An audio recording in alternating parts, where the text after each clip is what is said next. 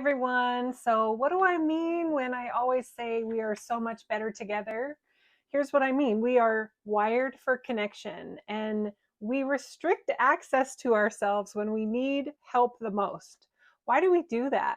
We do it in business, we do it in our home life, in our love life. If we're not feeling like we're on the same page as the other person, it's easy to withdraw and kind of go into a self-protection mode.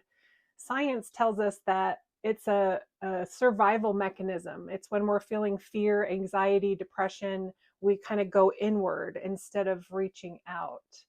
This is dangerous because when we need help, we don't ask for it. Instead, we go inside and we let it ruminate in our heads and we start this cycle of negative self-talk, which doesn't get us anywhere.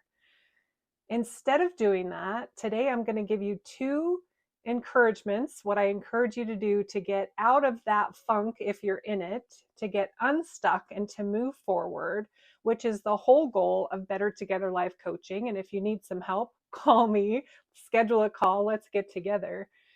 But here's a couple of things to consider when you think about connecting and why we should connect. When we connect with one another, we live a richer, fuller, more balanced life. Think about the last time you got out of the house and you spent time with others. I know for me, I started to work from home and it became real easy to just stay home all the time.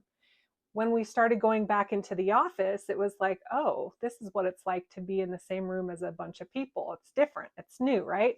It got comfortable staying at home, but when I started going into the office, I'm like, kind of like this. Like, look at all these cool people I get to connect with and talk to and enjoy their energy and learn from, right? So get out and connect when you need it the most, which is when you're in that inward focused moment, okay? So science says it's because we're trying to protect ourselves. We restrict our time and our energy and access to who we are physically, emotionally, mentally, spiritually. We don't put it on display. Instead, we go into this kind of dark place. That's what science says. What does scripture say? Scripture says, check out Ephesians 3:12. I love Ephesians. There's so much good stuff in there. God gives us full access. He doesn't say, here's a little bit of access. Here's a little bit of love. Here's a little bit of faith, right? No, he gives us full access and we're able to access it at any time. Plug into that power. So here's the two areas I want you to consider today. Number one, where have you been restricting access? Think about that. Is it your time? Is it your energy? Are you not giving to others? Are you feeling like it's easier to just go through your day and be grumpy and, get in bed and not have to talk to anyone? Or are you restricting your efforts? Maybe in a relationship, you're scared that it's not going to pay off. So where have you been restricting access?